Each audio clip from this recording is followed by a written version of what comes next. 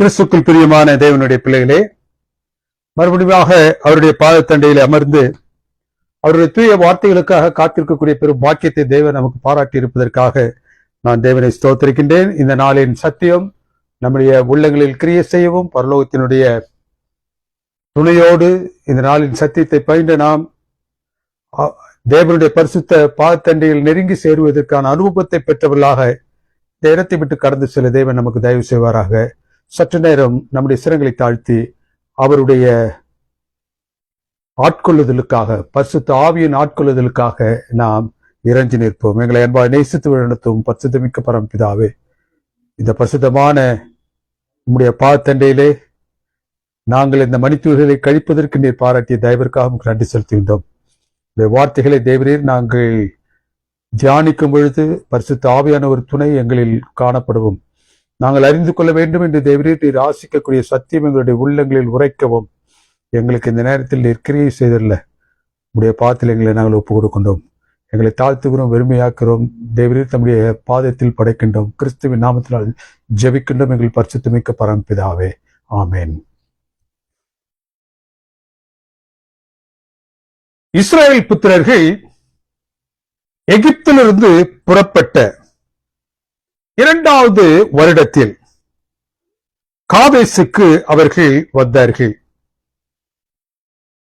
அந்த காதேசுக்கு மறுபடியுமாக 27 வருடங்கள் கழித்து 40வது வருட முதல் மாதத்தில் மறுபடியும் அவர்கள் காதேசுக்கு வந்தார்கள்.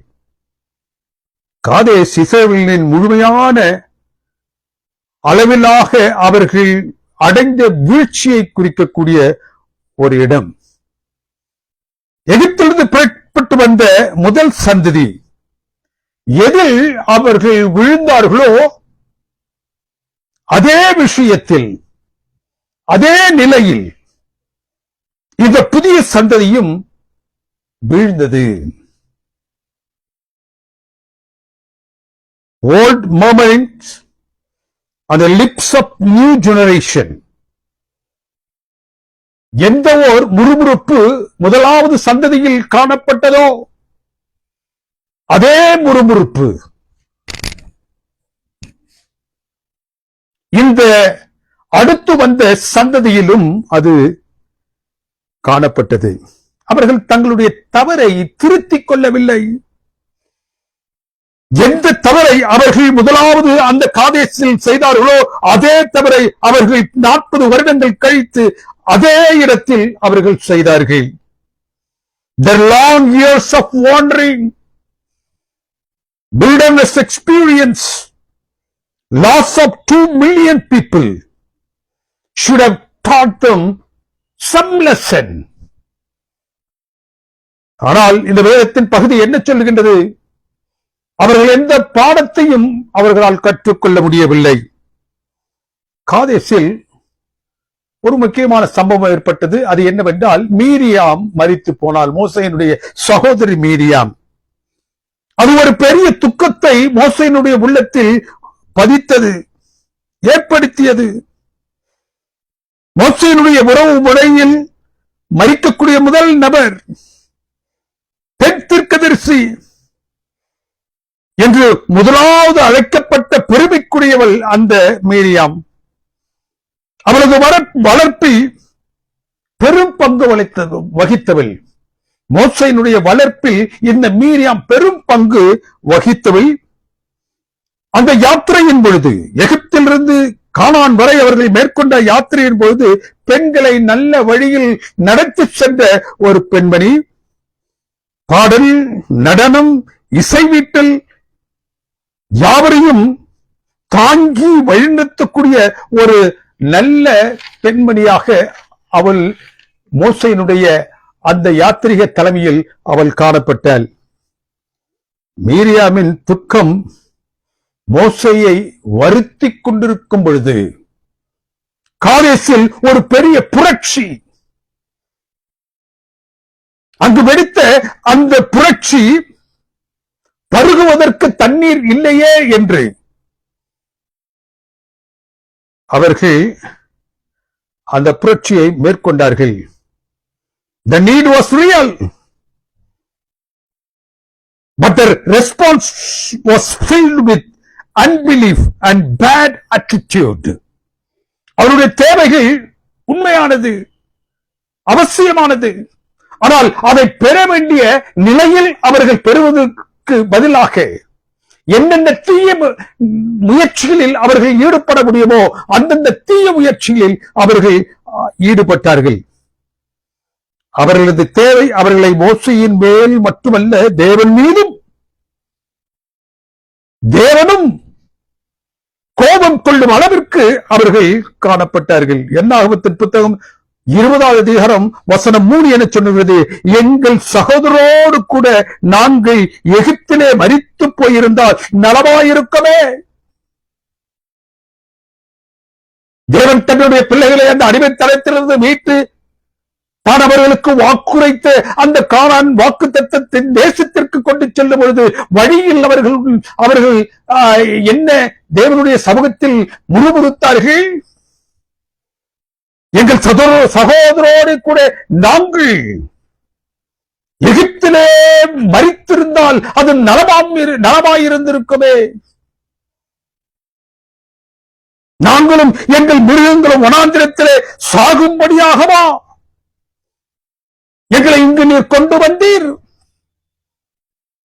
மரம் செடி கொடி எதுவுமற்ற வனாந்தரம், குடிப்பதற்கு நீரற்றவோர் வனாந்தரம். You have brought us to the bad place. இந்த வசனம் என்ன சொல்லுகின்றது?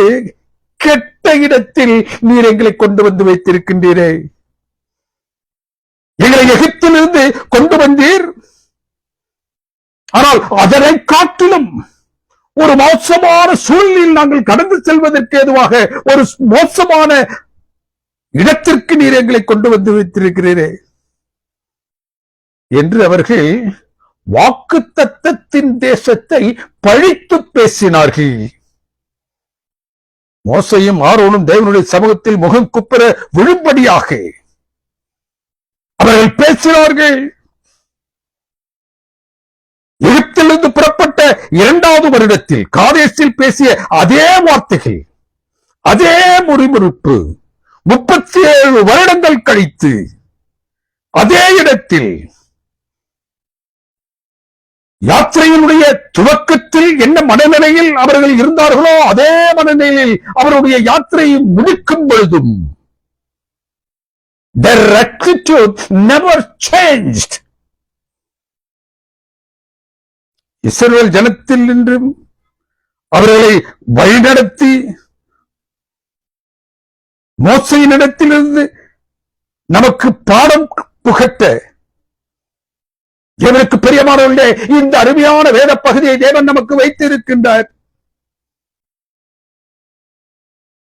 What was Moses and his temperament? இந்த மோசையனும் கோபத்தோடும் எரிச்சலோடும் காணப்பட்டான். ஆசரிப்பு கூடாரத்திலே அருகிலே சென்று அதனுடைய வாசற்படியில் அவன் என்ன செஞ்சான்? முகம் குப்புற விழுந்தான். தேவ சமூகத்தில் எரிச்சலோடு முறையிட்ட அவன் தேவன் அவர்களுக்கு இறங்கி பாராட்டின நன்மையை கேட்ட பின்பும் அதே கோபத்தோடு இருந்தான். வழி நடத்தப்பட்டு வந்து கொண்டிருந்த அந்த இஸ்ரவேல் புத்திரர்கள் ஒரு வழியில் தேவனுடைய சமூகத்திற்கு எவ்வளவு அவர்கள் பிரியமில்லாமல் நடந்தார்களோ அதே போன்று அவர்களை வழி நடத்தி வந்த மோசையும் அவன் சந்தித்த அந்த பிரச்சனைகளின் நிமித்தமாக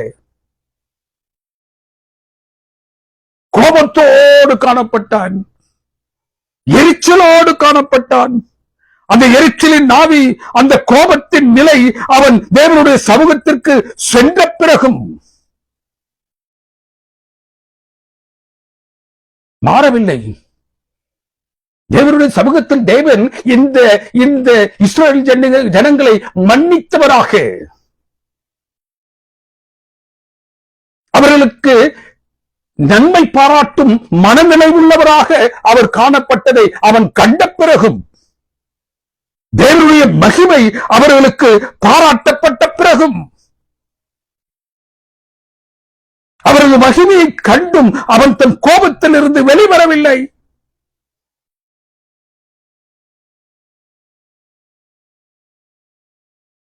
There was a solution to the problem.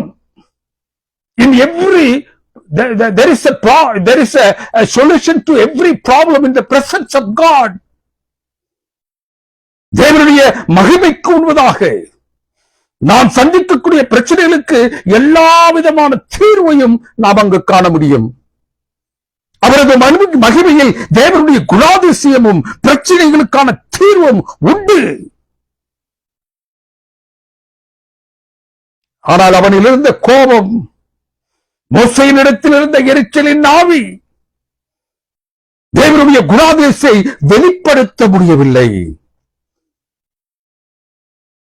அவன் தேவனுடைய சமூகத்திற்கு சென்று தேவன் அவர்களுக்கு பாராட்ட இருந்த அந்த அந்த மன்னிப்பையும் தேவன் அவர்களுக்கு பாராட்டும்படியாக வைத்திருந்த மனநிலையையும் அவர்களோடு பகிர்ந்து கொள்ள முடியவில்லை. ஏனென்றால் அந்த எரிச்சலின் ஆவி அவனில் தொடர்ந்து இருந்தது. தேவ சமூகத்தில் அவன் எந்த மனநிலையில் எரிச்சலோடு கோபத்தோடு சென்றாரோ அதே மனநிலையில் வந்தான்.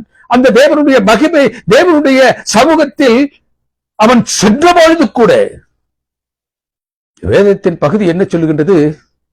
அவனால் அந்த கோபத்தையும் எரிச்சலையும் விட்டு வெளியில் வர முடியவில்லை. எப்படி எரிச்சலின் ஆவியில் கோபத்தோடு போனானோ அப்படியே வெளியில் வந்தான். எந்த மாற்றமும் அவனிடத்தில் காணப்படவில்லை. தேவனுடைய பிரசன்னம், அவரது மகிமை அவனில் எந்த மாற்றத்தையும் ஏற்படுத்தவில்லை. அந்த மாற்றத்தை ஏற்படுத்துவதற்காக அவன் தேவனிடத்தில் தன்னை அவன் ஒப்புக் கொடுக்கவும் இல்லை. Anger causes divine disappointments. கோபம் தேவனுக்கு அடுத்த காரியங்கள் ஏமாற்றத்தை கொண்டு வரும். தேவன் மோசேயிடத்தில் எப்படி நீ கோபத்தோடு வந்தாயோ அப்படியே என் மகிமையை கண்ட பிறகும் அதே போல் இருக்கின்றாயே. How can you come to the presence of God nasty and leave nasty?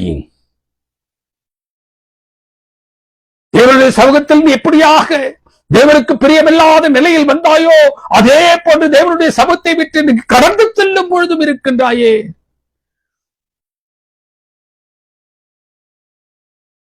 நீ இருக்கும் வண்ணமாக வந்து நீ இருக்கும் வண்ணமாகவே நீ தேவனுடைய சமூகத்தை விட்டு வெளியில் செல்வாய் என்றால் God will be misunderstood. உன்னை பார்க்கக்கூடிய மனிதர்கள் தேவனுடைய குணாதிசயத்தை அவர்கள் சந்தேகிப்பார்கள். மோசே தேவனிடத்தில் ஜனங்கள் மிகவும் ஆக்ரோஷமாக இருக்கிறார்கள் என்று சொன்ன பொழுது அவர்கள் மீது கோபப்படவில்லை. அவர்கள் முறுமுறுப்பது, ஆக்ரோஷமாக பேசுவது எல்லாம் தேவனுக்கு தெரியும். God knows from the beginning till the end. அவருடைய சமூகத்திற்கு மறைத்து வைக்கக்கூடிய நிலை எங்கும் காணப்படாது. ஆனால் மோசே வெளியில் செல்லும் பொழுது அவன் மிகவும் கோபத்தோடு இருந்தான். God was not angry, but Moses was angry. இஸ்ரவேல் ஜனங்கள் தேவ சமூகத்திற்கு போக முடியாது. எனவே மோசே எப்படி வெளியில் வருகின்றான் என்பதை அவர்கள் காத்துக் கொண்டிருந்தார்கள். அவர்கள் பாவம் செய்து விட்டார்கள். அந்த பாவத்தின் நிமித்தமாக கோபத்தோடு செல்லக்கூடிய மோசையை அவர்கள் காண்கின்றார்கள். அவன் அந்த ஆசரிப்பு கூடாரத்திற்குள்ளே கோபமாக போகும் பொழுது அவர்கள் வெளியில் நின்று காத்துக் கொண்டிருக்கின்றார்கள்.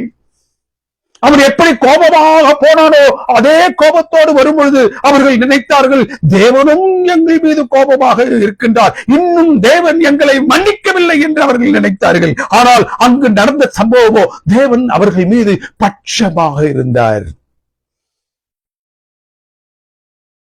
மோசே தேவனுடைய நிலையை மாற்றி பிரதிபலித்தான். தேவ பிரசனத்தில் அவரது மகிமையை கண்டு அவன் எவ்விதமாக பிரதிபலித்தான்? Just opposite. தேவனுடைய குணாதிசயத்திற்கு எதிரான நிலையில் அவன் வெளியில் தேவனை குறித்து பிரதிபலித்தான். தேவனை அறியாத மக்களோடு நாம் பழகும் பொழுது தேவ பிரசனத்தில் நாம் பெற வேண்டிய மாற்றத்தை பெறவில்லை என்றால்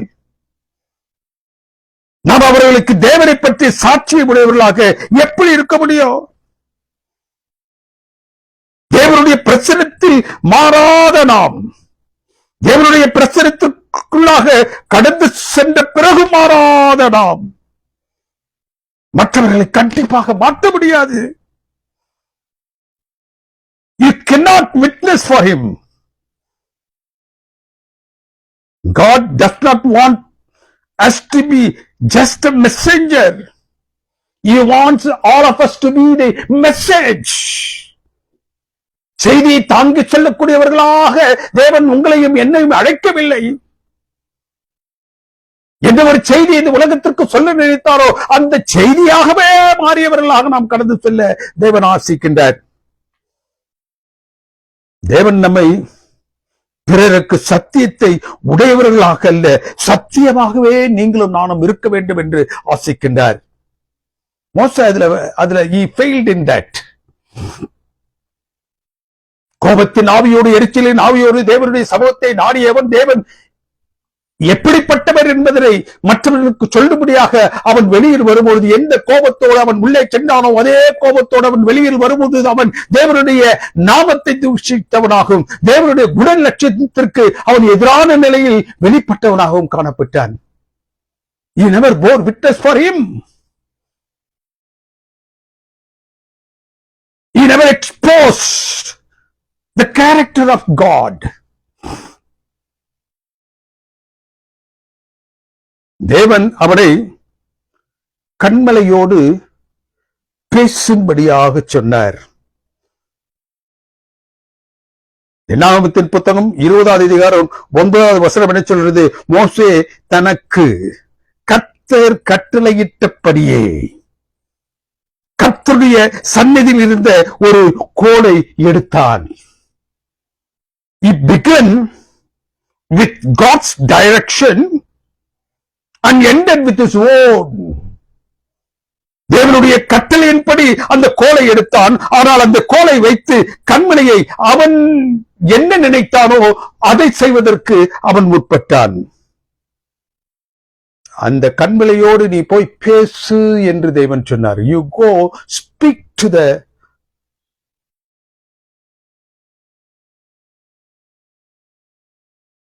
அவருடைய பழக்க தோஷம் விடவில்லை. யாத்ராகமத்தின் புத்தகம் 17வது அதிகாரம் 6வது வசனம் என்று சொல்வது, ஓரவிலே நான் உனக்கு முன்பதாக கண்மலையின் மேல் நிற்பேன், நீ அந்த கண்மலையை அடி, அதிலிருந்து தண்ணீர் புறப்பட்டு வரும் என்றார். அது எப்போ? யாத்ராகமத்தின் அனுபவத்தில், யாத்ராகமம் 17:6 ஓரவிலே நான் உனக்கு முன்பதாக கண்மலையின் மேல் நான் நிற்பேன், நீ அந்த கண்மலையை நீ என்ன செய்ய? அடி. நீ அந்த கண்மலையை அடித்த மாத்திரத்தில் தானே அதிலிருந்து தண்ணீர் என்ன செய்யும்? புறப்பட்டு வரும்.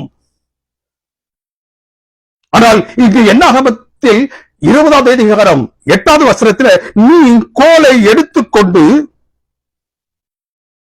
சொல்றார்.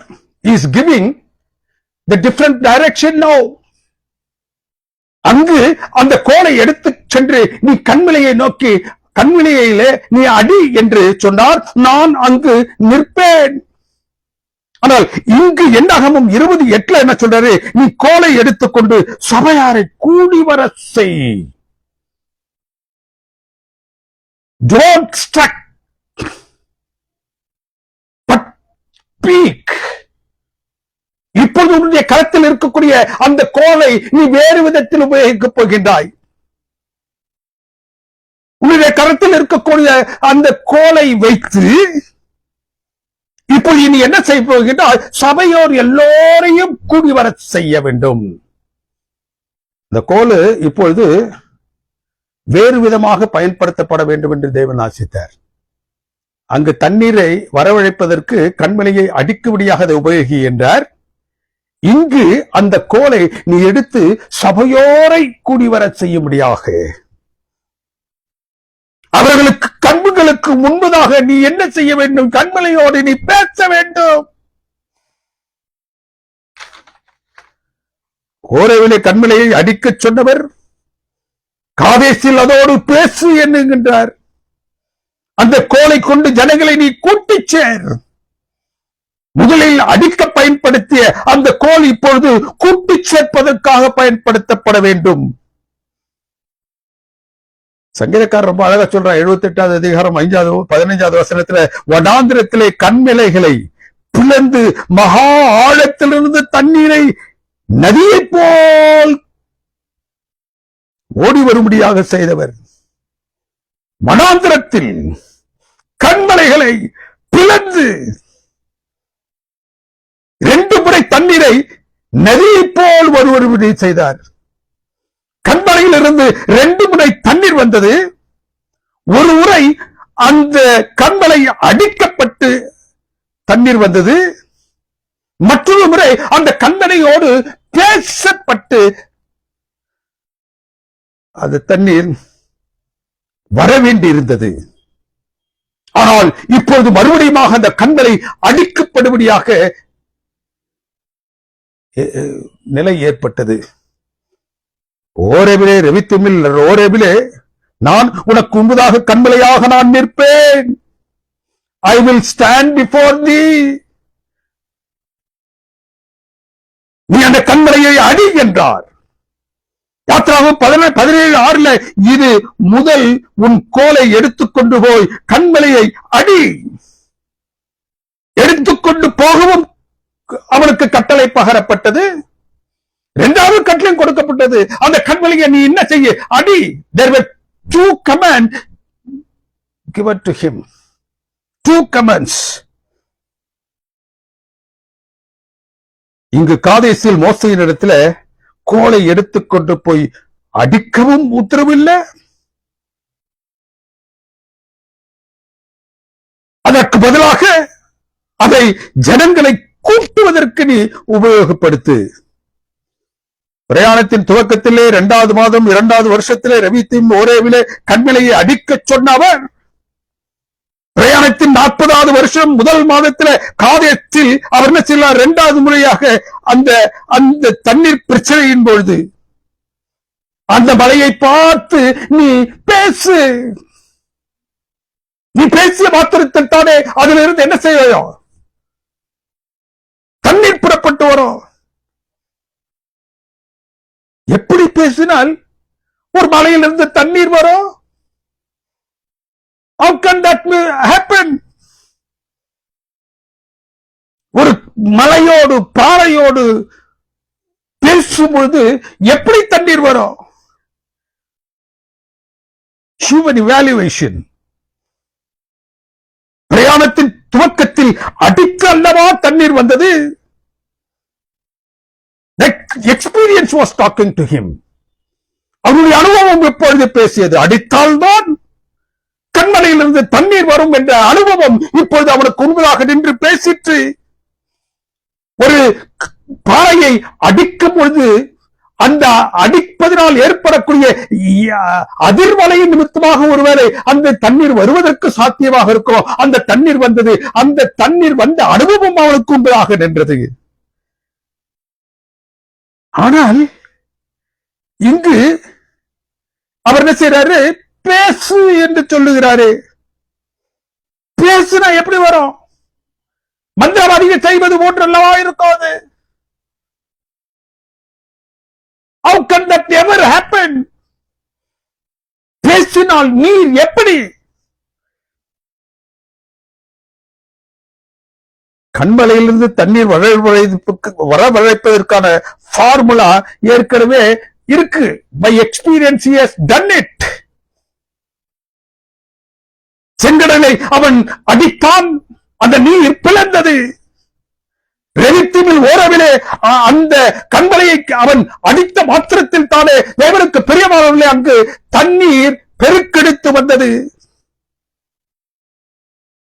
He made a human calculation. That's good. demeaning the divine direction. மோசே கோலினால் 2 முறை அடித்தான்.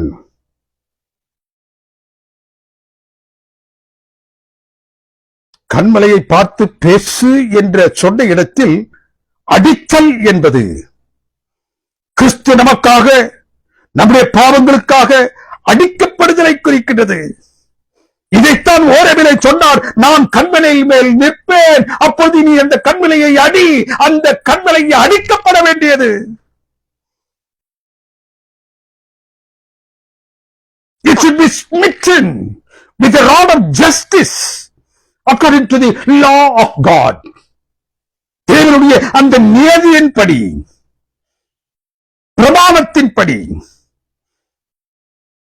பாவங்களுக்காக அடிக்கப்பட வேண்டும் என்ற ஒரு நிலை. கர்த்தராகிய இயேசு கிறிஸ்து அடிக்கப்படுவார். கிறிஸ்து அடிக்கப்பட வேண்டும். தேவ நீதிபதி நியமனத்தின்படி கிறிஸ்து அடிக்கப்பட வேண்டும். அப்போது அதிலிருந்து பெருக்கெடுத்து ஓடக்கூடிய தண்ணீர் கிறிஸ்துவின் கிருபை, அவர் பாராட்டக்கூடிய விடுதலை, அவர் கொடுக்கக்கூடிய மன்னிப்பு எல்லாருக்கும் போனோம். That should go everywhere and be given to people regardless of their position. எல்லா இடத்திற்கும் அது போனோம். இன்னாருக்கென்று அது அல்ல. தேவனுக்கு பிரியமானவர்களே, எபிரேயர் புத்தகம் 9 அதிகாரம் 28வது வசனம் என சொல்லுகிறது, கிறிஸ்து அநேகருடைய பாவங்களை சுமக்க ஒரே தரம் பலியிட்டு ரட்சிப்பை அருளும்படி. கிறிஸ்து நம் பாவங்களுக்காக ஒரு தரம் அடிக்கப்படுவார், ஒரு தரம் அடிக்கப்பட வேண்டும். இதைத்தான் அவர் ஓரேபிலே சொன்னார், நீ அந்த கண்மலையை பார்த்து என்ன செய்ய, அடி. அதே எபிரேயர் புத்தகம் 9 அதிகாரம் 26வது வசனம் சொல்லுது, ஒரே தரம் வெளிப்பட்டார், எல்லாருக்காகவும் ஒரே தரம் அடிக்கப்பட்டார். It should happen once. அவரது வெளிப்படலும் அவர் அடிக்கப்படலும் ஒரு தரம் தான். அதையே அவர் திருஷ்டாந்தப்படுத்தி கண்மலையை பார்த்து நீ என்ன செய்யுது, இப்போது நீ போய் பேசு. Don't ever split it. என்னாகும் 20வது அதிகாரம் 8வது வசனம் சொல்லுது, take the rod, said God, but do not use it. You take the rod. அந்த கோலை உன்னுடைய கரத்தில் எடு. ஆனால் அந்த கோலின் மூலமாக அந்த கண்மலையை மறுபடியும் என்ன செய்யாதே, அடிக்காதே. Don't go against the direction of the heaven, God. இரண்டாம் முறையாக அந்த கோல் ஜனங்கள் மாத்திரம் கூட்டி சேர்க்க வேண்டும். The second time when you take the rod, that should be used only to gather people, not to split. அந்த கண்மலையை மறுபடியும் நீ அடிப்பதற்காக அந்த கோலை நீ எடுக்கக்கூடாது. இந்த தடவை என்ன செய்ய வேண்டும், அந்த தேவ சமூகத்தில் கூடுபடியாக தேவன் ஆசிக்கக்கூடிய மக்களை என்ன செய்ய, கூட்டி சேர்ப்பதற்கு. You should use it for gathering people. கண்மலையிடம் பேசு என்றார். மோசே மக்களிடம் கடினமான கோபத்தோடு பேசினான், கண்மலையை அடித்தான். அவரது கோபம் தேவ திட்டத்தை மாற்ற நினைத்தது, தேவ திட்டத்தை குளறுபடி செய்யும்படியாக செய்தது. ஏன் அவன் எப்படியாக கோபத்தோடு, அவன் எப்படியாக எரிச்சலோடு தேவனுடைய சமூகத்தில் ஆசாரிப்பு கூடாரத்திற்குள்ளாக சென்றாரோ அதே மாதிரி வெளியே வந்தான். He came out from the presence of the Lord with the same condition. There was no change in him. அவரில் மாற்றம் இல்லை என்பதை கண்ட மக்கள் தேவனும் தன்னுடைய நிலையில் மாறவில்லை, அவர் கோபத்தோடு இது மோசையை போன்று இருக்கின்றார் என்று நினைத்தார்கள். அதுவல்ல அங்கு தேவன் சம்பவிக்கும்படியாக ஆசித்தது. மூன்றாவதாக, he over magnified his partnership with the Lord. அவன் தன்னை தேவனுக்கு சமமாக உயர்த்தினான். தேவன் மாத்திரம் செய்யக்கூடியதை அவன் தன்னை அவரோடு சரிசமமாக இணைத்து செய்ததாக சொன்னான். சிருஷ்டிகரான தேவன் மலையை பார்த்து பேசினாலும் சரி, சிருஷ்டிகரான தேவன் அந்த மலையை பார்த்து அடித்தாலும் சரி, அந்த தண்ணீர் வரும். Because he is the fountain of waters. தேவ சமூகத்தை விட்டு மோசே வெளியே வந்த உடனே கோபத்தோடு வெளியே வந்தான். என்னாகும் 20:16 என்ன சொல்றது? மோசே அவர்களை நோக்கி கோபமாக இப்ப பேசுறான். என்ன சொல்றான்? கலகக்காரர்களே கேளுங்கள், வணங்கா கழுத்துடையவர்களே கேளுங்கள். என்ன சொல்றான்? He over magnifies himself with the Lord. தேவனோடு அவருக்கு சரிசமமான நிலையில் வைத்து அவனை பார்க்கும்படியாக அவன் பிரயாசப்பட்டான். 16வது வசனம் சொல்லுது, மோசே அவர்களை நோக்கி கோபக்காரர்களே, கலகக்காரர்களே, கோபமா பேசுறான், கலகக்காரர்களே, வணங்கா கழுத்துடையவர்களே கேளுங்கள். இந்த கண்மலையிலிருந்து நாங்கள் தண்ணீர் புறப்பட பண்ணினோமே. அந்த நாங்கள் என்று சொல்வதில் யாரெல்லாம் இருக்கா? அவனும் அவன் யாருடைய சமூகத்தில் தண்ணீரை பெற்றுத் தரும்படியாக போனானோ, யாருடைய வாக்கின் பிரகாரம், யாருடைய வழிநடத்து உத்தரவின் பிரகாரம் அங்கு தண்ணீரை பெற்றுக் கொடுக்கும்படியாக போனாரோ அவரும் தானும் ஒன்று. நாங்கள் தேவனும் நானும் ஒன்று. We both are equally important in bringing water to you. சர்வத்தையும் படைத்து பராமரித்து வரும் அந்த ஆண்டவரோடு அவன் தன்னை இணைத்துக் கொண்டான். இப்பொழுது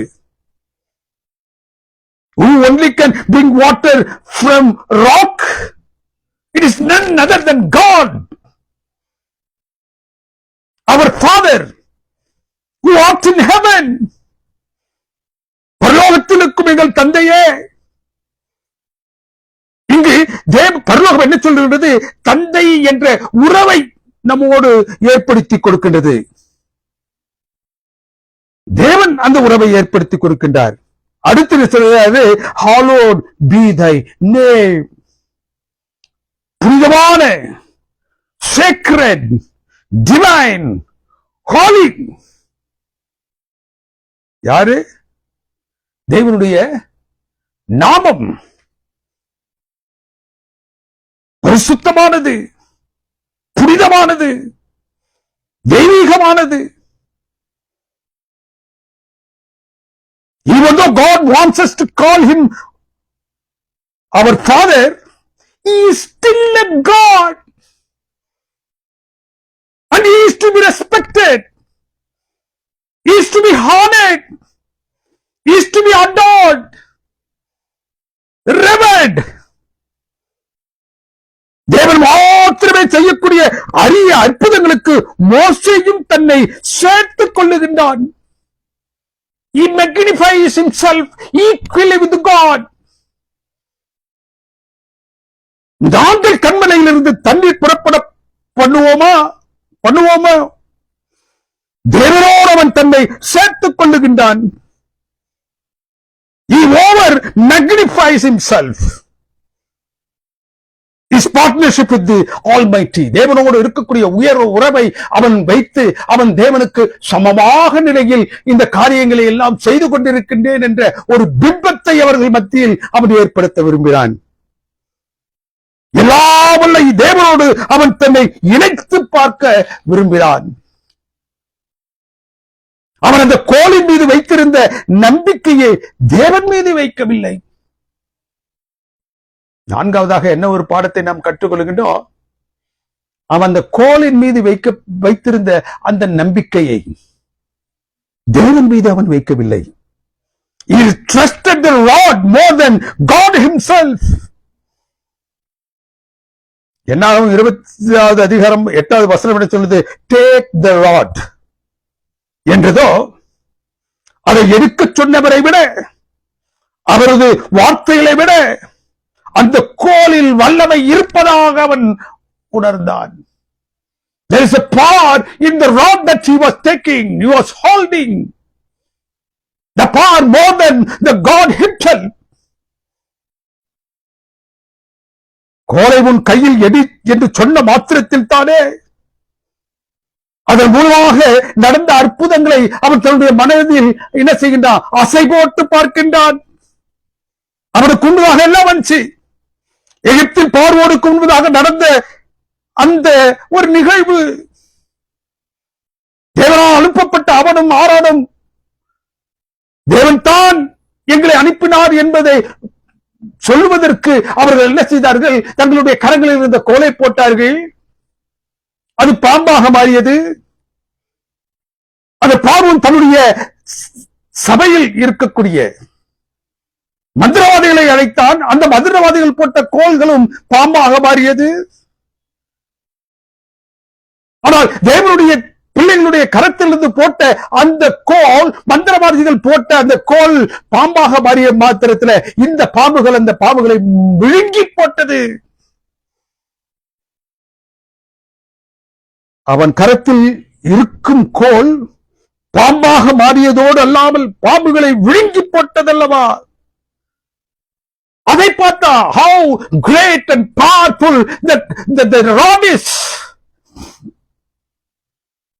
எரித்துமில் ஓரவிலே கண்மலையை அடித்த மாத்திரத்தில் தானே நீர் நதியாக அதனை இரண்டாக பிளந்து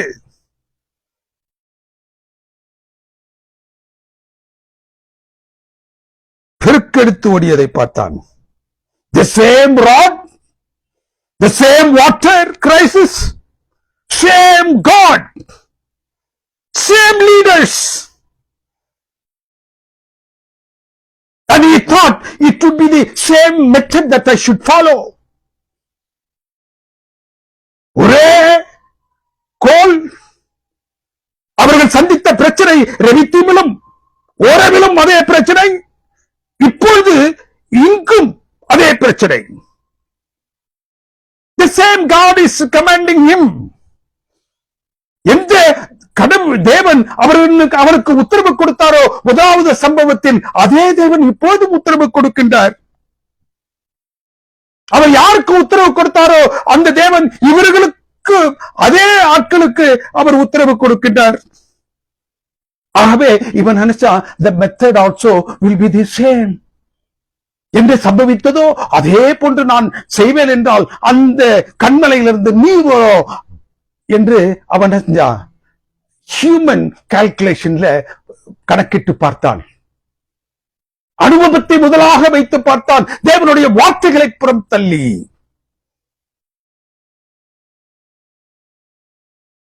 உபயோகப்படுத்தியதா, உபயோகப்படுத்த சொன்னவரா?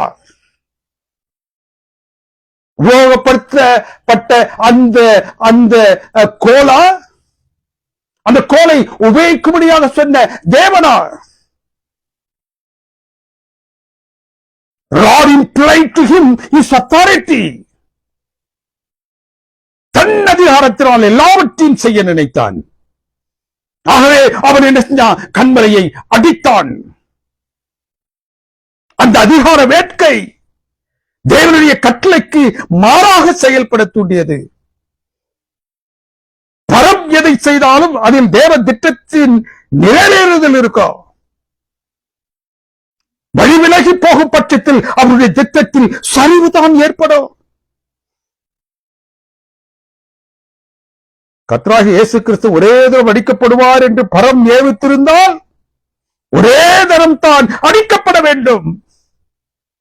இங்கு கண்மலையை 2 தரம் 2வது முறையும் அவன் அடிக்கின்றான். கர்த்தராகிய இயேசு கிறிஸ்து உலகத்தின் பாவத்தை சுமந்து தீர்ப்பதற்காக ஒரே தரம் அடிக்கப்பட்டார். எனவே நீ இம்முறை என்ன செய்ய? அந்த கண்மலையிடத்தில் நீ பேசு. The rock was to be addressed, not to be smitten. கண்மலை அடிக்கப்படவில்லை அல்ல. இப்பொழுது நீ பேசினால் போதும்.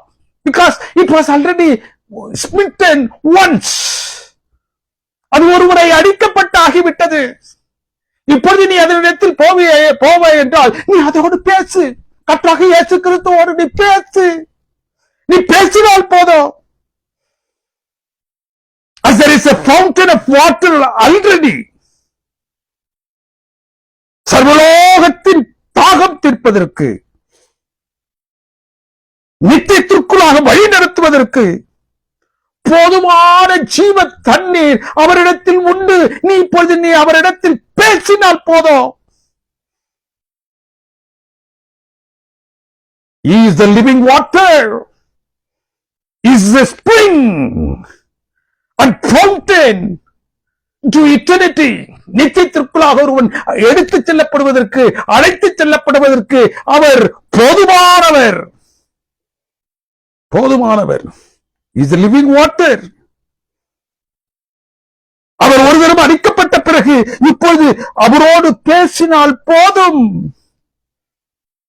பாவ மன்னிப்பின் நிச்சயத்தோடு நீ அவரிடத்தில் பேசினால் போதும். எனவே நீ கண்மலையிடம் நீ பேசு என்றார்.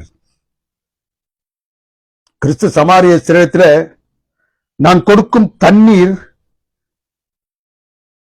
அவனுக்குள் நித்திய ஜீவ காலமாய் ஊறுகின்ற நீரூற்றாயிருக்கும். சமாரிய ஸ்திரீட்ட பேசுறாரு. அவர் ஏற்கனவே அடிக்கப்பட்டு நமக்காக ஜீவனை கொடுத்து நம்மை மீட்டபடியினால் பேசினார். நீ பேசினா போதும் அவரிடத்துல. He has done whatever he should do. He has done it already. He was smitten once as required by God. Now there is a living water in him. உனக்கு ஜீவனை கொடுக்கக்கூடிய ஜீவ தண்ணீர் அவரிடத்தில் உண்டு. நீ அவரிடத்தில் போய் பேசினா போதும். அவருடைய சமூகத்தில் நம்மை ஊற்றினால் போதும்.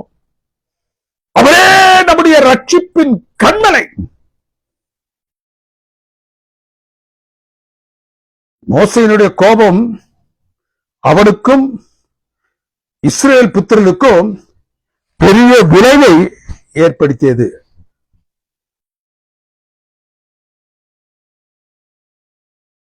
அன்றைக்கு கண்மலையை அடித்ததினால் தண்ணீர் வந்துச்சு. அவர்களுடைய தாகம் இந்த உலகத்திற்கு அடுத்த நிலையில தீர்க்கப்பட்டது. அவருடைய தாகம் மாத்திரம் அந்த நாளில் பிசிக்கலி அவங்களுடைய தாகம் தீர்க்கப்பட்டுச்சு. Their thirst was served. அவர்கள் கானானை பார்க்க போகக்கூடிய பாக்கியத்தை இழந்து போனார்கள். பாக்கியத்தை இழந்து போனார்கள். தேவனுடைய சித்தத்திற்கு மாறாக, தேவனுடைய சட்டத்திற்கு மாறாக, தேவன் சொல்லக்கூடிய வார்த்தைகளுக்கு மாறாக, தேவன் நம்முடைய கரத்தில் எழுதி கொடுத்திருக்கக்கூடிய கற்பனைகளுக்கு மாறாக நீங்களும் நானும் செய்யும் பொழுது ஒருவேளை இந்த உலகத்தினுடைய நாம் பெற வேண்டும் என்று ஆசிக்கக்கூடிய ஆசீர்வாதங்கள் நம்மை வந்து சேரும். எதற்காக தேவனுடைய சமூகத்தில் நீங்களும் நானும் செல்லுகின்றவோ அந்த யுகத்தின் நன்மைகளுக்காக நாம் சென்றோம் என்றால் அந்த நன்மைகள் உங்களை வந்து சேரும். you will get what you want, but you will lose eternity. அவர்கள் கானானை பார்க்கக்கூடிய பாக்கியத்தை இழந்து போனார்கள். But they were served water.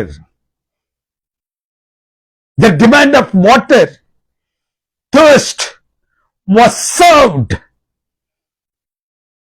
அவர்களுக்கு ஏற்பட்ட அந்த தாகத்தை தீர்ப்பதற்காக இந்த மனுஷ சரீர அளவிலான அந்த தாகத்தை தீர்ப்பதற்கான நீர் அங்கு கொடுக்கப்பட்டது. அந்த நீரை பருகி அவர்கள் தங்களுடைய தாகத்தை போற்றிக் கொண்டார்கள். ஆனால் தேவனுக்கு பிரியமான இந்த வேதத்தின் பகுதி என்ன சொல்றது? They lost the opportunity of going into Canaan.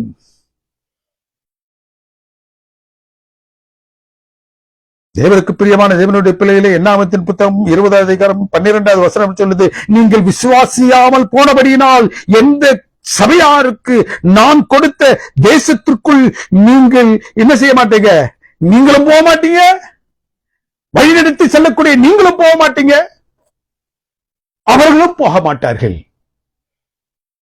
அவர்களும் போக மாட்டார்கள். தேவனுக்கு பிரியமான தேவனுடைய பிள்ளைகளே, எதற்காக நாம் எகிப்திலிருந்து கொண்டு வரப்பட்டோமோ, பாவ நிலையிலிருந்து வெளியில் கொண்டு வரப்பட்டோமோ, அந்த நோக்கம் நம்முடைய வாழ்க்கையில் நிறைவேறாது.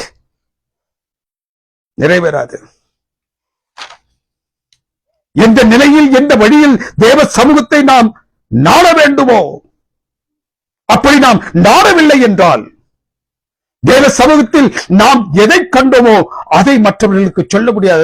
That's the first lesson that has been taught to us this morning. எந்த நிலையில் தேவனுடைய சமூகத்தை நீங்கள் நாடுகின்றீர்களோ, பாவத்தோடு கோபத்தோடு எரிச்சலோடு தேவனுடைய சமூகத்தை நீங்கள் நாடும் பொழுது, தேவ சமூகம் அங்கு காணப்படக்கூடிய மகிமை உங்களையும் என்னையும் மாற்ற வேண்டும். நீங்களும் நானும் தேவனுடைய சமூகத்திற்கு சென்று திரும்பும்போது எந்த நிலையில் சென்றோமோ அதே நிலையில் திரும்பி வருவோம் என்றால், தேவன் அங்கு என்ன செய்யப்படுவார்? தவறாக எண்ணப்படப்படுவார். God will be misunderstood. இப்படித்தான் கடவுள் என்று ஒரு தீர்மானத்திற்கு வந்து விடுவார்கள். யாரு? நம்மை பார்க்கக்கூடியவர்கள். The witness that we bore.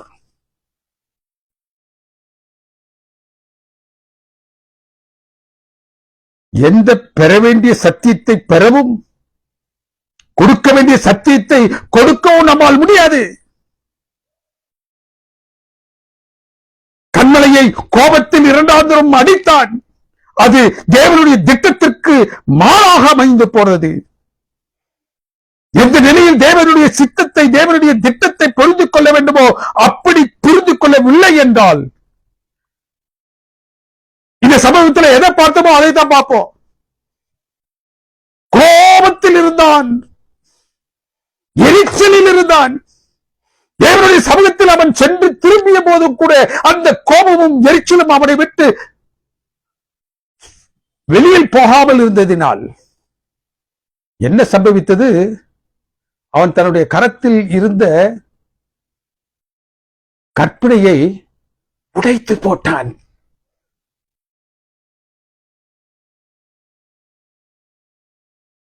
முதலாவது உடைக்கப்படுவது, இந்த நிலையில் நீங்களும் நானும் இருப்போம் என்றால் முதலாவது உடைக்கப்படுவது எது? கற்பனை. உங்களிலும் என்னிலும் ஒரு மாற்றம் ஏற்பட வேண்டும் என்று தேவனுடைய சமூகத்தில் நாம் நாடும் பொழுது அந்த மாற்றம் ஏற்படவில்லை என்றால்,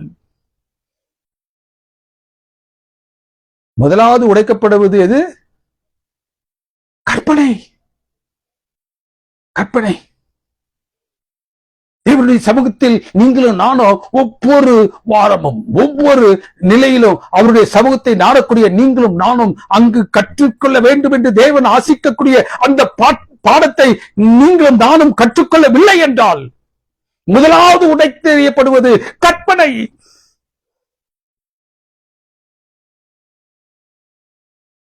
அந்த கற்பனையிலே வெளியாகமம் 12:17 என்ன சொல்லுகின்றது? தேவனுடைய பிள்ளைகளுக்கான அடையாளம். மீதியான தேவனுடைய பிள்ளைகள், கடைசி காலத்தில் வாழக்கூடிய மீதியான பிள்ளைகளுக்கான அடையாளம் என்னவென்றால் தேவனுடைய கற்பனையும் கர்த்தராகிய இயேசு கிறிஸ்து மீதான சாட்சியம். தேவனுடைய சமூகத்தை நீங்களும் நாடக்கூடிய ஒரு பெரும் ஆசீர்வாதம் உடையவர்களாக இருப்போம் என்றால், அவருடைய சமூகத்தில் நாம் சென்று எந்த சத்தியத்தை கற்றுக்கொள்ள வேண்டுமோ அந்த சத்தியத்தை கற்றுக்கொள்ளாமல் எந்த மாற்றத்தை உங்களில் என்னிலும் நாம் ஏற்படுத்திக் கொள்ள வேண்டுமோ அந்த மாற்றத்தை நீங்களும் நானும் ஏற்படுத்திக் கொள்ளாமல் எப்படி போனோமோ அப்படியே வரக்கூடிய நிலையில் நம்முடைய கிறிஸ்துவ அனுபவம் இருந்து கொண்டே இருக்கும் என்றால், அங்கு முதலாவது உடைக்கப்படுவது தேவனுடைய கற்பனைகள். நாம் தேவனுடைய பிள்ளைகள், தேவனுடைய சந்ததி, தேவனுடைய மீதியான அந்த சந்ததியில் இருக்கக்கூடியவன் என்று சொல்லக்கூடிய அடையாளத்தை நாம் உடைத்து போடுகின்றோம். என்னாகும் 20:12 சொல்லுகிறது, அவர்களுக்கு கொடுத்த தேசத்திற்கு அவர்களும் அவர்களை வழிநடத்தும்படியாக பொறுப்பில் இருந்த நீங்களும் போக மாட்டீங்க. அநேக நேரங்கள்ல over magnify ourselves. ஒரு சில அற்புதமான காரியங்களை தேவனும் நீங்களும் நானும் செய்யும்படியாக தேவன் அழைக்கும் பொழுது நாம் என்ன செய்கின்றோம்? அதை செய்வதற்கு ஏதுவாக முற்படும் பொழுது, அதை செய்யும் பொழுது we try to magnify ourselves. நாம் நம்மை உயர்த்துகிறவர்களாக, நாம் நம்மை தேவனை காட்டிலும் மேலான நிலையில் நம்மை உயர்த்துகிறவர்களாக, அந்த ஓவர் மேக்னிஃபையிங் ஆட்டிடியூட் நமக்கு என்ன செஞ்சிடும்? வந்துடும். இன்றைய கிறிஸ்தவத்தில் அதுதான் நடந்து கொண்டிருக்கின்றது. தேவன் இந்த அற்புத அடையாளங்களை எல்லாம் எதற்காக தன்னுடைய திருச்சபையில் ஆசீர்வதித்துக் கொடுத்தார்? அவர்கள் தன்னை குறித்தும் நித்தியத்திற்கான அந்த பாதையை குறித்தும், நித்தியத்திற்கு செல்வதற்காக தேவன் வழி செய்து வைத்திருக்கின்ற அந்த சட்ட திட்டங்களான கற்பனைகளை குறித்தோ அறிந்து கொள்ள வேண்டும் என்று தேவன் ஆசித்து இந்த உலகத்தின் மக்களை சந்திக்கும் பொழுது அற்புத அடையாளங்களின் மூலமாக சந்தியுங்கள் என்று சொல்லும் பொழுது அவர்கள் அற்புத அடையாளங்கள் மூலமாக சந்தித்து இந்த நிலை எப்படி ஒரு மாற்றத்தை அவர்கள் ஏற்படுத்துகின்றனர் என்றால், அவர்கள் தேவனை காட்டிலும் they want to stand higher than the Lord himself.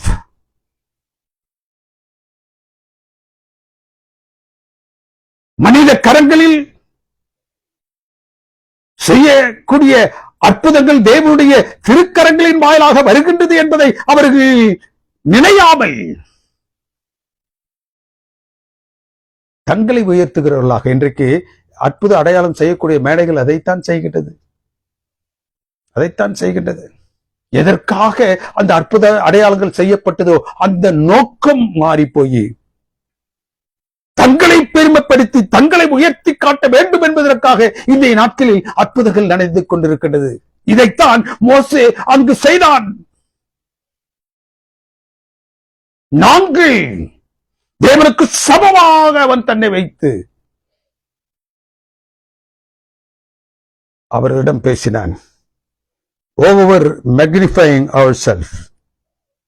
தேவனுக்கு பிரியமாக கடைசியாக நாம் தேவனுடைய சமூகத்தை நாட வேண்டிய வழியில் நாம் நாடவில்லை என்றால்,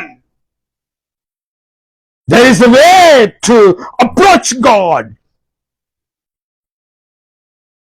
எந்த வழியில் சென்று அவரை நீங்கள் நானும் சந்திக்க வேண்டுமோ அந்த வழியில் நீங்களும் நானும் செல்லவில்லை என்றால் உடைந்து போவது கற்பனைகள். We will over magnify ourselves. இரண்டாவது நடப்பது, நம்மை நாம் உயர்ந்தவர்களாக ஆக்கிக் கொள்ளுவோம், நினைத்துக் கொள்ளுவோம். What is the consequence? தேவனுக்கு பிரியமானவர்களே, நீங்களும் நானும் எப்படியாக அவர்கள் கானானை காண முடியாமல் போனார்களோ அதே போன்று ஆகிவிடுவோம். We will lose the opportunity of going to heaven, we will lose the opportunity. தேவனுக்கு பிரியமான தேவனுடைய பிள்ளைகளே, இந்த நாளில் தேவன் ஒரு ஆழமான சத்தியத்தின் மூலமாக உங்களையும் என்ன செஞ்சார்? போஷித்தார். தேவனுடைய சமூகத்தில் நீங்களும் நானும் பல ஆண்டுகளாக கிறிஸ்தவன் என்ற நிலையில் கிறிஸ்தவத்தில் வாழ்ந்து கொண்டிருக்கின்றோம். அந்த கிறிஸ்தவம் உங்களையும் என்னையும் மாற்றியதா? நாம் மாற்றம் பெற்றவர்களாக வெளியில் மற்றவர்களை சந்திக்கும் பொழுதுதான் அந்த மாற்றத்துக்குரிய தேவனை அவர்கள் அறிந்து கொள்ளக்கூடிய வாய்ப்பை ஏற்படுத்துவோம். அப்படி அல்லாது நம்முடைய போக்கில் நாம் இருக்கும் வண்ணமாக நம்முடைய பலகீனங்கள், நம்முடைய பலங்களின் அடிப்படையில் நாம் வாழக்கூடிய வாழ்க்கை நாம் வெளியில் வரக்கூடிய நாட்கள்ல பலருடைய ரட்சிப்புக்கு தடையாக இருக்கும். இதைத்தான் இந்த வேதத்தின் பகுதி நமக்கு சொல்லுகின்றது. நாம் எந்த நிலையில் எந்த வழியில் தேவனை சந்திக்க முடியுமோ அந்த வழியில் சந்திக்க முடியாக நான் சென்றால்தான், எந்த இடத்திற்கு நம்மை சேர்க்க முடியாக தேவன் நம்மை கரம் பற்றி அழைத்து செல்லுகின்றாரோ அந்த இடத்திற்கு நம்மை அழைத்து செல்வதற்கு ஏதுவாக நம்மை ஒப்புவிக்க முடியும். கர்த்தராகிய இயேசு கிறிஸ்து சீக்கிரமாக வரப்போகின்றார்.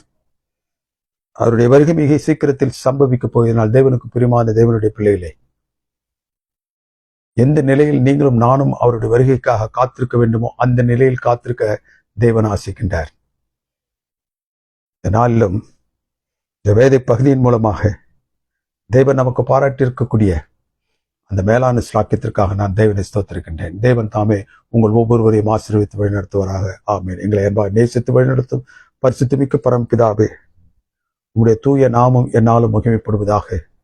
உங்களுடைய தூய பிரசனத்தினால் இந்த நேரத்தில் நீர் எங்களை நிறைத்து, உங்களுடைய தூய ஆவியானவர் எங்களில் இடைப்பட்டு, உங்களுடைய தூய சிந்தையில் தேவரீர் நாங்கள் எங்களுடைய தியானத்தை இந்த நாளில் செய்து, உங்களுடைய தூய பிரசனத்தை உணர்ந்தவர்களாக இந்த இடத்தை கடந்து செல்ல நீர் எங்களுக்கு கிருபை செய்தமைக்காக உங்களுக்கு நன்றி செலுத்துகிறோம்.